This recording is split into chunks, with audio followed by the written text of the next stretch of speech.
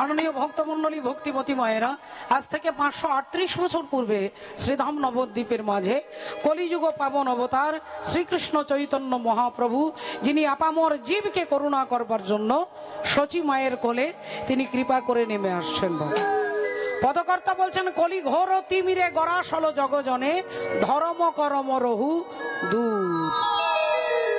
তাহলে আমার মতো দুরাচারী, পাপাচারী, অত্যাচারী, কামাচারী জীবকে করুণা করবার জন্য ভগবান আসেন। বাবা, কুরুক্ষেত্রের মাঠে দাঁড়িয়ে ভগবান শ্রীকৃষ্ণ অর্জুনকে বলছেন, পরিত্রাণায় সাধুনাম বিনাশায় চ দুষ্কৃতম ধর্ম সংস্থাপনার্থায় সম্ভবামি যুগে যুগে। এই তিনটে কারণের জন্য ভগবান আসেন। এ কথা আমার কথা নয়, ভগবান বলছেন অর্জুনকে আজ থেকে 5000 বছর আগে প্রায়। বলেন তিনটে কারণ কি না, সাধুদের পরিত্রাণ করতে, 2 হচ্ছে দুষ্টের দমন করতে, আর 3 হচ্ছে ধর্মকে প্রতিষ্ঠা করতে। ভগবান বললেন সম্ভবামি যুগে যুগে। তাই ভগবান এলেন শচী মায়ের কোলে জগতের জীবকে চৈতন্য সত্তা জাগ্রত করতে। রাধে রাধে। ভক্তিমতী মায়েরা, ভক্তমণ্ডলী বাবা, একটু চিন্তা করে দেখুন মা, আমার মতো দুরাচারী জীবকে যদি ভগবান কৃপা করবার জন্য আসেন, সেই ভগবানকে পেতে গেলে চৈতন্য চরিতামৃতে বললেন, কোন ভাগ্যে কোন জীবের শ্রদ্ধা যদি হয় তবে তো সেই জীবে সাধু সঙ্গ করয়। সাধু সঙ্গ হইতে হয় শ্রবণ কীর্তন, আর কীর্তন হইতে হয় জীবের অনর্থ নিবর্তন। হরি হরি বল, হরি বল। কীর্তন হইতে হয় জীবের অনর্থ নিবর্তন। 18 দিনের কুরুক্ষেত্রে যুদ্ধ হয়ে গেছে। মা গান্ধারী মনে মনে চিন্তা করছে, আমার একটা নয়, দুটো নয়, 10টা নয়, 20টা নয়, আমার 100টা ছেলে যুদ্ধ করতে গেছে, কিন্তু আমার একটাও ছেলে বাড়ি ফিরে আসছে না কেন? আমার একটাও ছেলে বাড়ি ফিরে আসছে না কেন? আমার ছেলেরা তো কেউ দুর্বল নয়, আমার ছেলেরা তো কেউ কাপুরুষ নয়, আমার ছেলেরা তো কেউ ভীরু নয়, তাহলে আমার ছেলেরা ফিরে আসছে না কেন? আমার ছেলেগুলো কেন?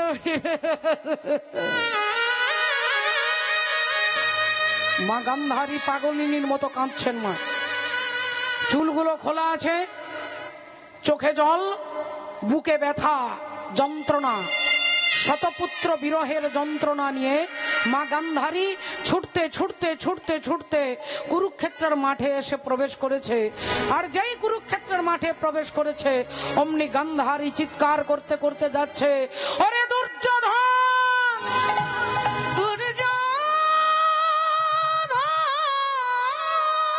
ওরে দুঃশাসন, আমি তোদের দেখতে পাচ্ছি না কেন?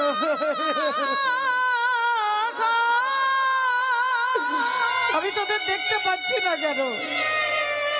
ওরে দুর্যোধন, একবার আমাকে মা বলে ডাক, একবার আমার গলাটা জড়িয়ে ধরে মা বলে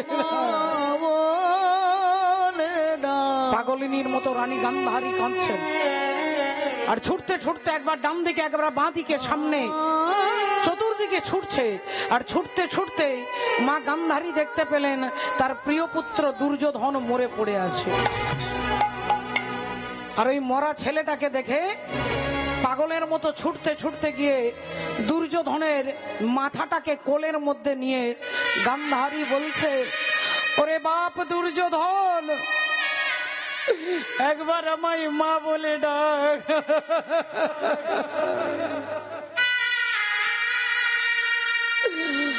আমি তোর মা এসেছি, একবার আমায় মা বলে।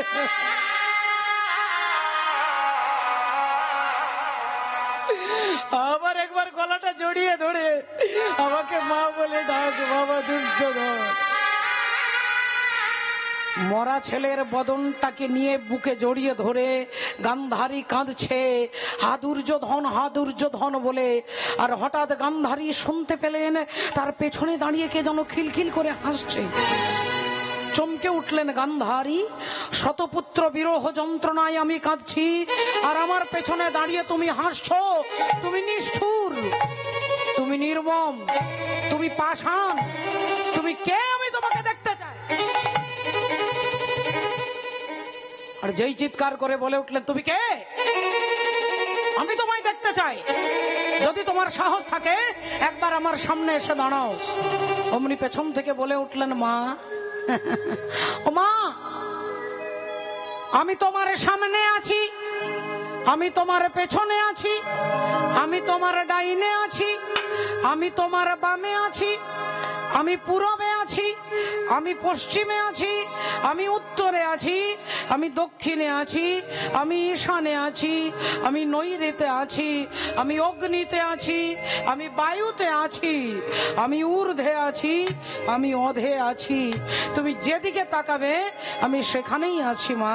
কিন্তু আমাকে দেখতে গেলে এরকম হ্যালোজিন জ্বেলে দিলে দেখা যাবে না, এরকম হ্যালোজিনের আলোতে আমাকে দেখা যায় না, এরকম টিউবলাইটের আলোতে আমাকে দেখা যায় না, এরকম সূর্যের আলোতে আমাকে দেখা যাবে না। আমাকে দেখতে গেলে যে আলোটার প্রয়োজন তার নাম হচ্ছে দিব্য জ্ঞান। আর সেই দিব্য জ্ঞান আমি ভিন্ন জগতে কেউ দিতে পারে না মা। তুমি আমায় দেখবে আমি কে।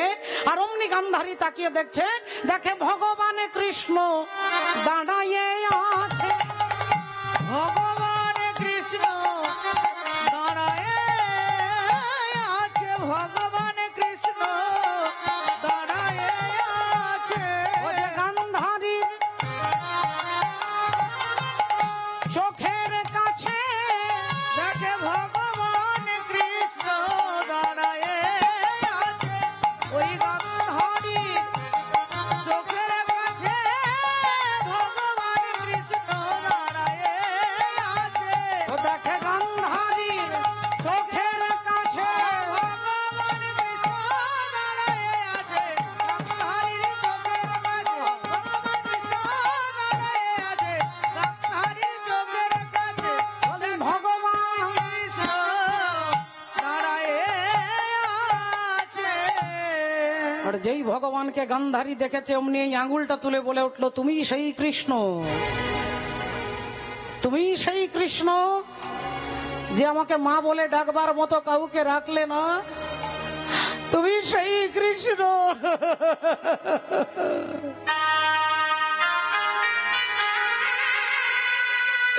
তুমি সেই কৃষ্ণ যে আমার বংশে বাতি দিতে কাউকে রাখলে না, তুমি সেই কৃষ্ণ যে আমার বংশকে ধ্বংস করে দিয়েছো। তাই শোনো কৃষ্ণ, আজ চারিদিকে কেউ নেই, শুধু তুমি আর আমি। নিস্তব্ধ নিঝুম রাত্রি, শৃগাল কুকুর চিৎকার করছে, মরা মাংসগুলো ছিঁড়ে ছিঁড়ে খাচ্ছে, একটা পচা দুর্গন্ধ চারিদিকে। এমতো আবহাওয়ায় গান্ধারী বলে উঠলেন, তুমি যেমন আমার বংশে বাতি দিতে কাউকে রাখলে না, কৃষ্ণ রে, আজ এই কুরুক্ষেত্রের মাঠে দাঁড়িয়ে সন্তান হারা জননী গান্ধারী, আজ আমি দিলাম তোমায় অভিশাপ। তুমি যেমন আমার বংশে বাতি দিতে কাউকে রাখলে না, একদিন আমার মতো তোমারও বংশ ধ্বংস হয়ে যাবে।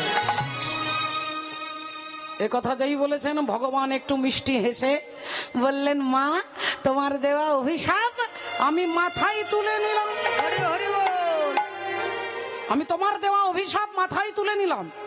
আমি কথা দিচ্ছি মা গান্ধারী, একদিন আমার বংশ ধ্বংস হয়ে যাবে।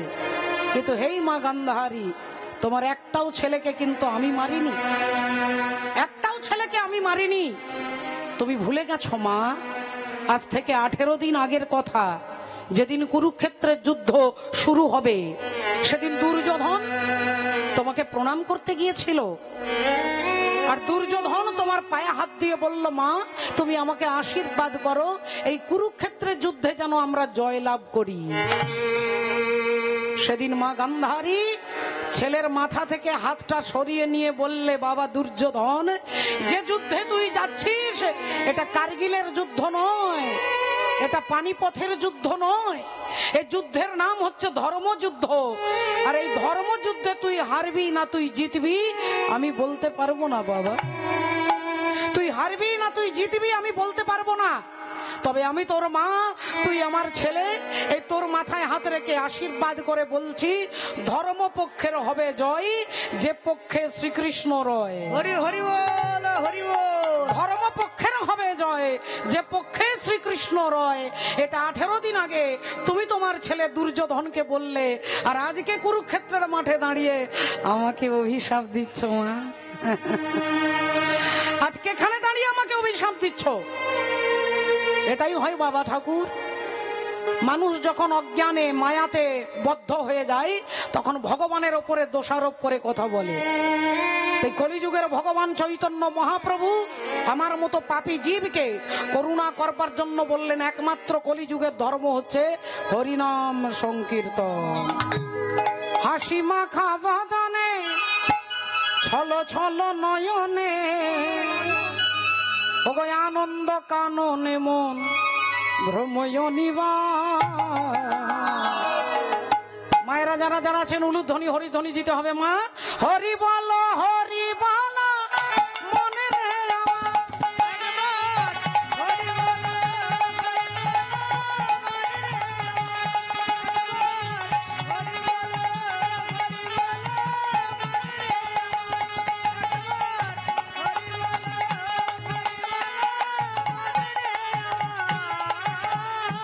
হাসি মাখা বদনে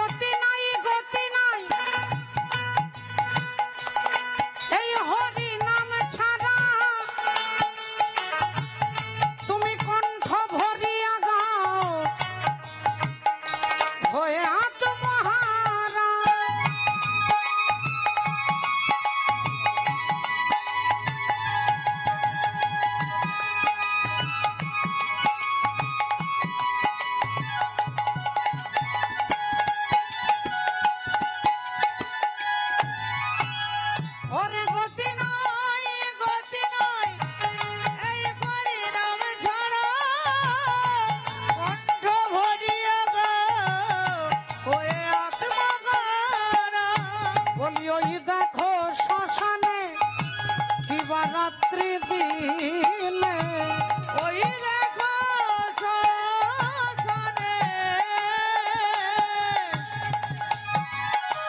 ওই দেখো শ্মশানে শিবরাত্রি দিনে উড়িতেছে মানুষের কত অহংকার। হরি বলো, হরি বলো, হরি রে আমার একবার। হরি বলো, হরি বলো, হরি রে আমার একবার। একবার হরি বলো, হরি বলো, হরি রে আমার একবার। হরি বলো, হরি বলো, হরি রে আমার একবার। হরি বলো, হরি বলো, মনে রে আমার। তাই হরি বলা ঠাকুর হরি বল বলাতে এলেন। চৈতন্য মহাপ্রভু এই ধর্মই প্রচার করতে তিনি এলেন যে কলিযুগে হরিনাম ছাড়া আর অন্য কোনো গতি নেই নেই নেই। হরের নাম হরের নাম হরের নামৈব কেবলম কলো নাস্তেব নাস্তেব নাস্তেব গতিরন্যথা। এই কলিযুগে হরিনাম ছাড়া অন্য কোনো গতি নেই বাবা ঠাকুর। মাননীয় ভক্তমণ্ডলী ভক্তিমতী মায়েরা, দক্ষিণ নেবুখালী এই গ্রামে এই হরিবাসরে হরিকথা ভাগবতীয় কথা শুনবার জন্য আপনারা এসেছেন। বাড়িতেও আপনারা খেতে পান, না খেয়ে আপনারা কেউ থাকেন না, তবুও এখানে প্রসাদ এক হচ্ছে দেহের আর এক হচ্ছে আত্মার। এখানে দেহেরও প্রসাদের ব্যবস্থা রয়েছে আর আত্মার যে প্রসাদ হরিনাম তাহলে তারও ব্যবস্থা রয়েছে। দুটো প্রসাদকে আস্বাদন করে আপনারা যাবেন। শাস্ত্র বলছে সাধু সঙ্গ সর্বশাস্ত্রে কয় লবমাত্র সাধু সঙ্গ জীবের সর্বসিদ্ধি হয়। হরি হরি বল। সাধু সঙ্গ না করলে জীব রাধে রাধে ভগবানকে চিনতে পারবে না বাবা। ভগবানকে আপনারা কেউ বলতে পারবেন না যে দুর্যোধন ভগবান কৃষ্ণকে দেখেনি। কয়েক হাজার বার কৃষ্ণকে দেখেছেন, কৃষ্ণের সঙ্গে কথা বলেছেন, কৃষ্ণকে ছুঁয়েছেন। দুর্যোধনের মেয়ের সঙ্গে ভগবান কৃষ্ণের ছেলের বিয়ে হয়েছিল। দুর্যোধনের মেয়ে আর ভগবান কৃষ্ণের ছেলে এই দুজনের মধ্যে যদি বিবাহ হয় তাহলে দুর্যোধনের সঙ্গে ভগবানের কি সম্পর্ক আপনারা সকলেই বুঝতে পারছেন। কিন্তু সেই দুর্যোধন ভগবানকে দেখেও ছুঁয়েও তিনি চিনতে পারছেন না। কেন? বলে দুর্যোধন কখনো সাধু সঙ্গ করেনি, বাবা, কখনো সাধু সঙ্গ করেনি। তাই কুরুক্ষেত্রের যুদ্ধ শেষ হয়ে গেল। অর্জুন এসে ভগবান শ্রীকৃষ্ণকে বলছেন, সখা কৃষ্ণ, আমার অনেক দিনের একটা ইচ্ছে, অনেক দিনের একটা বাসনা তুমি পূর্ণ করবে। ভগবান অমনি সঙ্গে সঙ্গে সঙ্গে সঙ্গে রথ থেকে নেমে বলে উঠলো, কোমরে হাত দিয়ে, বলো অর্জুন তোমার কি বাসনা? আজ তুমি যা বলবে তাই তোমার বাসনা পূর্ণ করব। অর্জুন বললেন, আমার অনেক দিনের ইচ্ছে, আমি গঙ্গায় একটু স্নান করতে চাই। ভগবান অমনি বড় বড় চোখ করে অবাক হয়ে ভগবান অর্জুনের দিকে তাকিয়ে বলছেন, গঙ্গায় স্নান করবে? কেন? যারা পাপ টাপ করে তারা গঙ্গা স্নান করে পাপ মুক্ত হয়। অর্জুন তুমি কি কিছু পাপ করেছো নাকি? অর্জুন বললেন, পাপ করেছি মানে? আরে কুরুক্ষেত্রের যুদ্ধে লক্ষ লক্ষ নারী আমার জন্য বিধবা হয়েছে, হাজার হাজার বাবা আমার জন্য ছেলেকে হারিয়েছে, লক্ষ লক্ষ পুত্র আমার জন্য তার বাবাকে হারিয়েছে। তাই আমি যে পাপ করেছি, অপরাধ করেছি, এই অপরাধ থেকে মুক্ত হতে গেলে গঙ্গা স্নান করতে হবে। ভগবান মিষ্টি হেসে বললেন, আচ্ছা আচ্ছা আচ্ছা আচ্ছা, তাহলে তুমি পাপ করেছো, গঙ্গা স্নান করে মুক্ত হতে চাও। অথচ ভগবান অর্জুনকে কয়েকদিন আগে বললেন, সর্বধর্ম পরিত্যাজ্য মামেকং শরণং ব্রজ অহং ত্বং সর্ব পাপেভ্যো মোক্ষ স্বামী মাসুচ। হরি হরি বল। আমি তোমাকে পাপ থেকে মুক্ত করব, তুমি আমাকে আশ্রয় করো। এ কথা কয়েকদিন আগে অর্জুনকে কুরুক্ষেত্রের মাঠে দাঁড়িয়ে ভগবান কৃষ্ণ বলেছিলেন। তথাপিও অর্জুন বলছে, আমি গঙ্গায় স্নান করে পাপ মুক্ত হব। তাই ভগবান হাসলেন। ভগবানের হাসি তো সবাই বুঝতে পারে না। বললেন, ঠিক আছে, তাহলে আর দেরি কেন করবে, তুমি রথে ওঠো, আমি তোমাকে গঙ্গা স্নান করাতে নিয়ে যাচ্ছি। অর্জুন এক লাফে রথের ওপরে চেপে বসেছে, আর ভগবান আজকে অর্জুনকে গঙ্গা স্নান করাতে নিয়ে যাচ্ছে। প্রাণ ভরিয়ে তৃষা হরিয়ে মোরে আরো আরো আরো দাও প্রাণ, প্রাণ ভরিয়ে তৃষা হরিয়ে মোরে আরো আরো আরো দাও প্রাণ। তব ভুবনে তব ভবনে মোরে আরো আরো আরো দাও স্থান, মোরে আরো আরো আরো দাও প্রাণ। প্রাণ ভরিয়ে তৃষা হরিয়ে মোরে আরো আরো আরো দাও প্রাণ। প্রাণ ভরিয়ে তৃষা হরিয়ে মোরে আরো আরো আরো দাও প্রাণ। আরো আলো আরো আলো এই নয়নে প্রভু ঢালো, সুরে সুরে বাসিপুরে মোরে আরো আরো আরো দাও স্থান, মোরে আরো আরো আরো দাও প্রাণ। প্রাণ ভরিয়ে তৃষা হরিয়ে মোরে আরো আরো আরো দাও প্রাণ। প্রাণ ভরিয়ে তৃষা হরিয়ে মোরে আরো আরো আরো দাও প্রাণ। আরে আরে আরে আরে আরে দাঁড়াও দাঁড়াও দাঁড়াও, কৃষ্ণ রথটা দাঁড় করাও। ভগবান রথ দাঁড় করিয়েছে। অর্জুন এক লাফে রথ থেকে নেমে বলছে, কৃষ্ণ তুমি আমার জন্য এখানে অপেক্ষা করো, আমি এক্ষুনি গঙ্গায় 3টে ডুব দিয়ে আবার বাড়ি ফিরে যাব। কেমন? আমার জন্য এই রথের ওপরে অপেক্ষা করো। ভগবান রথের ওপরে বসে আছে। অর্জুন এক লাফে রথ থেকে নেমে ছুটতে ছুটতে যাচ্ছে।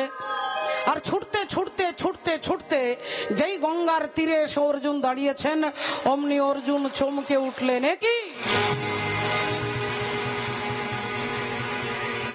দেখলেন যে ঘাটে স্নান করতে নামবে সেই ঘাটেই একটা মরা ভেসে যাচ্ছে বলে। আর ওই মরাটাকে দেখে অর্জুনের প্রচন্ড ঘৃণা হলো। ছি ছি ছি ছি ছি ছি, আমি যে ঘাটে স্নান করব সেই ঘাটেই মরা ভেসে যাচ্ছে। তাহলে এক কাজ করি, মরাটা ভেসে যাক, তারপরে স্নান করব। ততক্ষণ আমি উল্টো দিকে মুখটা ঘুরিয়ে নিই। অর্জুন উল্টো দিকে মুখ ঘুরিয়ে দাঁড়িয়ে আছে আর মরাটা জলে ভেসে যাচ্ছে। এমন সময় ভগবান তিনি কোনো কাজ নিজের হাতে করে না বাবা, সব রিমোটে কাজ হয়ে যায় আর কি। ভগবানও দুটো শৃগাল পাঠিয়ে দিল, একটা ছোট একটা বড়। ছোট্ট শৃগালটা তার দাদাকে বলছে, দাদা আজ 3 দিন হয়ে গেল দাদা, কোথাও খাবার পাচ্ছি না। ও দাদা দেখো না কোথাও কোনো খাবার পাওয়া যায় কিনা। দাদা বলল, ভাই তোরও খিদে পেয়েছে আমারও পেয়েছে, কি করি বলতো, আজ 3 দিন কপালে কোনো খাবার জুটছে না। এই বলতে গিয়ে দাদা দেখতে পেয়েছে গঙ্গার জলে মরাটা ভেসে যাচ্ছে। অমনি দাদা লাফিয়ে উঠেছে, ভাই ওই দেখ গঙ্গার জলে মরা ভেসে যাচ্ছে। আর ওই মরাটাকে দেখে দুটো শৃগাল দাঁত দিয়ে মরাটাকে কামড়ে একবারে টেনে পাড়ে তুলেছে। আর মরাটাকে টেনে পাড়ে তুলেছে, আর যেই মরাটা তুলেছে অমনি ছোট শৃগালটা খাবার জন্য মরাটাকে খাবে বলে মুখটা বাড়িয়েছে। আর অর্জুন ভাবলেন এই ঘাটে দাঁড়িয়ে আমার সময় নষ্ট করা যাবে না, আমি এই ঘাটে স্নান করব না, অন্য ঘাটে যাব। অন্য ঘাটে যাবার জন্য অর্জুন পাটা বাড়িয়েছে। এখন এমন সময় ভক্তিমতী মায়েরা যেই ছোট শৃগালটা খাবে বলে মুখটা বাড়িয়েছে অমনি বড় শৃগালটা তার ভাইকে বলছে, ভাই একটু দাঁড়িয়ে যা। আর যেই বলেছে দাঁড়িয়ে যা, ভাই বলল, দাদা আগে খাওয়া দাওয়া সেরে নি তারপরে কথা বলবো। দাদা বলল, ভাই দাঁড়া, তুইও খাবি আমিও খাবো, খাবার যখন পেয়েছি পেট ভরে খাবো, কিন্তু খাবার আগে এই মরাটা একটু পরীক্ষা করে নেব, এই মরা খাওয়া যাবে কিনা। তা নাও দাদা, কি পরীক্ষা করবে, তাড়াতাড়ি করো, আমি আর থাকতে পারছি না। দাদা 3টে জায়গার গন্ধ নিয়েছে বাবা, কানে, মুখে আর এই বুকে। এই কান, মুখ আর বুক, এই 3টে জায়গার গন্ধ নিয়ে দাদা তার ভাইকে বলছে, ভাই এই মরা খাওয়া যাবে না। দাদা বলল, খাওয়া যাবে না। ভাই বলল, কেন দাদা, আমরা তো সারা জীবন মরাই খাই, এই মরা খাওয়া যাবে না কেন? দাদা বললেন, ওরে এর কানে গন্ধ নিয়ে দেখলাম এই লোকটার মৃত্যু পর্যন্ত গুরু দীক্ষা হয়নি। আর তুই তো জানিস যতদিন জীবের গুরুকরণ নাহি হয় পশু বলি সেই প্রাণীকে জানিবে নিশ্চয়। হরি হরি বল। বললেন, দাদা তা কানে গন্ধ নিয়ে যখন বুঝলে গুরু দীক্ষা হয়নি তখন মুখে গন্ধ নিতে গেলে কেন? কানে গন্ধ নিয়েই তো চলে যেতে পারতাম, মুখে গন্ধ নেবার কি দরকার ছিল? দাদা বলছে, ভাবলাম লোকটা দীক্ষা নেওয়ার সময় পাইনি, প্রচন্ড বিজি ব্যস্ত, তাই ভাবলাম মুখে গন্ধ নিয়ে দেখি 24 ঘন্টার মধ্যে নিশ্চয়ই একবার নিতাই গৌর প্রেমানন্দে হরি হরি হরি বল, হরি হরি বল। 24 ঘন্টার মধ্যে নিশ্চয়ই একবার হরি নাম বলবে, কিন্তু এ বেটার মুখে গন্ধ নিয়ে দেখলাম সারা জীবনে হরি নাম বলে না, তবে মরবার আগে বাজারে দাঁড়িয়ে যে দোকানে তিরঙ্গা খেয়েছে সে গন্ধ এখনো বেরোচ্ছে। বললো, দাদা গো তাহলে এর বুকে গন্ধ নিলে কেন? না, বুকের মধ্যে গন্ধ নিয়ে দেখলাম যে কোনোদিন কোনো সাধুকে জড়িয়ে ধরে আলিঙ্গন করে নাই ভাই, তাই একে তুইও খাবি না আমিও খাবো না, চল পালিয়ে চল। মরাটাকে ফেলে দিয়ে দুটো শৃগালে চলে যাচ্ছে। আর এমন সময় ওই বড় শৃগালটা মরাটাকে একটা লাথি মেরে দিয়ে চলে যাচ্ছে। অমনি ছোট শৃগাল বলল, দাদা তুমি ওকে লাথি মারলে কেন? বড় শৃগাল বললেন, এই পাপী, ওই দুরাচারী, এ পাপী, তাই একে লাথি মেরেছি। ছোট শৃগাল বললেন, না দাদা মিথ্যে কথা বলবে না, একবারে মিথ্যে কথা বলবে না, এ পাপী বলে তুমি একে লাথি মারোনি, এ মরে গেছে বলে তুমি লাথি মারতে পেরেছো। হরি হরি বল। এ যদি বেঁচে থাকতো তুমি লাথি মারতে পারতে? দাদা বলছে, হ্যাঁ পারতাম। ছোট শৃগাল বলছে, তাহলে এক্ষুনি তোমাকে একটা জ্যান্ত পাপী দেখাচ্ছি যে এর থেকে আরো ভয়ঙ্কর পাপী। অমনি বললো, দেখা দেখা কোথায় সেই জ্যান্ত পাপী? আর অমনি ছোট শৃগাল মুখটা তুলে দেখাচ্ছে, ওই যে ভদ্রলোক উল্টো দিকে মুখ ঘুরিয়ে দাঁড়িয়ে আছেন, ওই ভদ্রলোক হচ্ছে এর থেকে আরো ভয়ঙ্কর পাপী। যেই এ কথা বলেছে দাদা চিৎকার করে উঠেছে, চুপ! সর্বনাশ, তুইও মরবি আর আমাদেরকেও মারবি, তুই নিজেও মরবি আর আমাকেও মারবি, শীঘ্রই এখান থেকে পালা, এখান থেকে শীঘ্রই পালা, নইলে তুইও মরবি আমরাও মরবো, পালা এখান থেকে। ছোট শৃগাল বলল, কেন দাদা এত ভয় পাচ্ছ কেন? দাদা বললেন, তুই কাকে জ্যান্ত পাপী বলেছিস? তুই ওই ভদ্রলোককে চিনিস? ভাই বললে, হ্যাঁ চিনি। দাদা বললেন, না তুই চিনিস না, তুই যদি চিনতিস তাহলে এ কথা বলতে পারতিস না। ছোট শ্রীগাল বলল, দাদা গো, আমি ওই ভদ্রলোককে চিনি না। ওই ভদ্রলোক যে খানদানে জন্মগ্রহণ করেছে আমি তাদের সবাইকে চিনি। হরি হরি বল। ওই ভদ্রলোক যে বংশে জন্মগ্রহণ করেছে সেই বংশের নাম চন্দ্রবংশ। আর চন্দ্রবংশের প্রথম পুরুষ হচ্ছে পরমাত্মা ভগবান শ্রী বিষ্ণু। বিষ্ণুর নাভি থেকে সৃষ্টি হলো ব্রহ্মা। ব্রহ্মার পুত্র অত্রি, অত্রির পুত্র সোম, সোমের পুত্র বুধ, বুধের পুত্র পুরুরুবা, পুরুরুবার পুত্র আয়ুষ, আয়ুষের পুত্র নহুষ, নহুষের পুত্র যজাতি, যজাতির পুত্র যদু, যদুর পুত্র পুরু, পুরুর পুত্র জন্মেঞ্জয়, জন্মেঞ্জয় পুত্র প্রচিষ্ঠান, প্রচিষ্ঠানের পুত্র মনুষ্য, মনুষ্যের পুত্র চারুপদ, চারুপদের পুত্র শুদ্ধু, শুদ্ধুর পুত্র বহুগব, বহুগবের পুত্র সংজাতি, সংজাতির পুত্র অসংজাতি, অসংজাতির পুত্র রুদ্রাস, রুদ্রাসের পুত্র ঋতেশু, ঋতেশুর পুত্র রস্তিনাভ, রস্তিনাভের পুত্র রেভি, রেভির পুত্র দুষ্মন্ত, দুষ্মন্তের পুত্র ভরত, ভরতের পুত্র ইক্ষু, ইক্ষুর পুত্র সংবরণ, সংবরণের পুত্র সুধনু, সুধনুর পুত্র সুহত্র, সুহত্রের পুত্র চবন, চবনের পুত্র কৃতি, কৃতির পুত্র উপরিচর বসু, উপরিচর বসুর পুত্র জরাসন্ধ, জরাসন্ধের পুত্র সহদেব, সহদেবের পুত্র সোমাপি, সোমাপির পুত্র কুকু, কুকুর পুত্র জন্নু, জন্নুর পুত্র সুরত, সুরতের পুত্র বিদুরথ, বিদুরথের পুত্র রাধিক, রাধিকের পুত্র অযুতায়ু, অযুতায়ুর পুত্র অক্রধন, অক্রধনের পুত্র দেবতিথি, দেবতিথির পুত্র ঋক, ঋকের পুত্র দিলীপ, দিলীপের পুত্র প্রতীপ, প্রতীপের পুত্র শান্তনু, শান্তনুর পুত্র বিচিত্র বীর্য, বিচিত্র বীর্যের পুত্র পাণ্ডু, পাণ্ডুর পুত্র হচ্ছে জ্যান্ত পাপী যার নাম হলো অর্জুন। হরি হরি বল।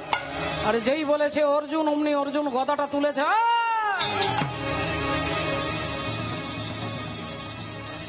তোকে মেরে শেষ করে ফেলবো, তোর এত বড় সাহস! তুই কিনা বেটা আমাকে বলিস জ্যান্ত পাপী? হ্যাঁ, আমি তৃতীয় পাণ্ডব অর্জুন, আর তুই কিনা আমাকে বলিস জ্যান্ত পাপী? ছোট শ্রীগাল অমনি সামনে এসে দাঁড়িয়ে বলছে, অর্জুন ঠাকুর, অর্জুন ঠাকুর, আপনি আমাকে মারবেন তা মারুন না, কিন্তু আমাকে মারতে গেলে আমার 3টে প্রশ্নের উত্তর আপনাকে দিতে হবে। অর্জুন বলল, বল তোর 3টে প্রশ্ন, তাড়াতাড়ি বল, তারপর তোকে আমি এক্ষুনি মারবো। বল তোর 3টে প্রশ্ন। শ্রীগাল বললেন, আমার প্রথম প্রশ্ন, আপনি এখানে কেন এসেছেন? অর্জুন বললেন, ওরে মূর্খ শ্রীগাল, আমি এখানে গঙ্গা স্নান করতে এসেছি, এটাও জানিস না?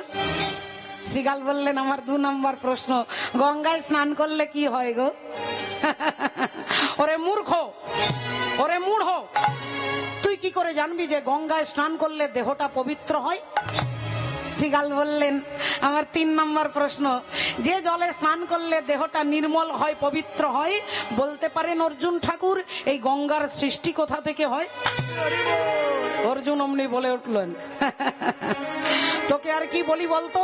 তুই মূর্খ, তুই মূঢ়, তুই অজ্ঞানী, তুই নীচ, তুই পশু। তুই কি করে জানবি যে গঙ্গার সৃষ্টি গোবিন্দের চরণ থেকে হয়? ভগবান শ্রী হরির চরণ থেকে গঙ্গার সৃষ্টি। শ্রীগাল বললেন, অর্জুন ঠাকুর কিছু মনে করবেন না, আপনি আমাকে কম পক্ষে 10 বার মূর্খ বলেছেন, কিন্তু আপনার উত্তর শুনে মনে হলো আমার থেকে আপনি ডবল মূর্খ। আমার থেকে আপনি ডবল মূর্খ। বলে কেন? না আপনি জানেন যে গোবিন্দের চরণ থেকে গঙ্গার সৃষ্টি, তাহলে আপনি কত বড় জ্ঞান পাপী। যোগী যারে যোগে পায় না, ঋষি যারে ধ্যানে পায় না, অনন্ত কোটি জীব যাকে পাওয়ার জন্য সাধনা করে, এহেন সৃষ্টিধর হরি আজ আপনার রথে বসে আছেন, আর আপনি কত বড় মূর্খ যে তার চরণ ছেড়ে দিয়ে গঙ্গায় ডুব দিতে যাচ্ছেন। হরি হরি বল। ভগবানের চরণ ছেড়ে যে গঙ্গায় ডুব দিতে যায়, তার সমান মূর্খ স্বর্গমর্ত পাতালে নাই। আপনার অনেক দেরি হয়ে গেছে অর্জুন ঠাকুর, আপনি আমাকে মারুন। আরো বেদনা, আরো বেদনা প্রভু দাও মোরে, আরো চেতনা দাও ঘুচায়, বাধা টুটায়, মোরে করো ত্রাণ, মোরে করো ত্রাণ।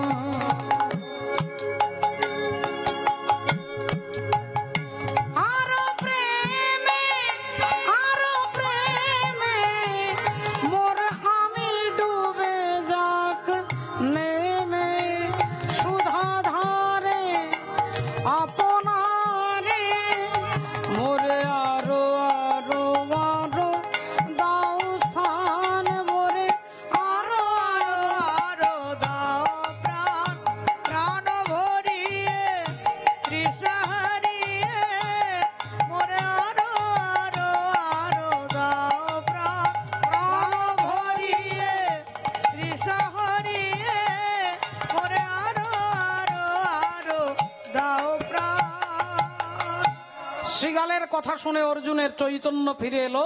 তিনি গিয়ে ভগবান কৃষ্ণের পায়ে ধরেছে। গঙ্গায় আর স্নান করলেন না, গোবিন্দের চরণ জড়িয়ে ধরলেন। আর অমনি ভগবান প্রশ্ন করলো, অর্জুন এখনো স্নান করনি? এখনো গঙ্গায় গিয়ে স্নান করনি? অর্জুন ভগবানের দিকে তাকিয়ে বলছে, আচ্ছা তাহলে এতক্ষণ পরে বুঝলাম সব তোমারই ষড়যন্ত্র, সব তোমার ষড়যন্ত্র। তুমি দুটো শৃগাল পাঠিয়েছো আমাকে চেতনা দেবার জন্য, তুমি দুটো শৃগাল পাঠিয়েছো আমাকে চৈতন্য প্রদান করতে। তাই শৃগাল, কুকুর, পশু পাখি, কীট পতঙ্গ যেখান থেকে শিক্ষা হবে সেখান থেকে তিনি হবেন আপনার গুরু বাবা চৈতন্য ভগবান। এই জন্য বলছে সাধু সঙ্গ, সাধু সঙ্গ সর্বশাস্ত্রে কয় লবমাত্র সাধু সঙ্গ জীবের সর্বসিদ্ধি হয়। হরি হরি বল।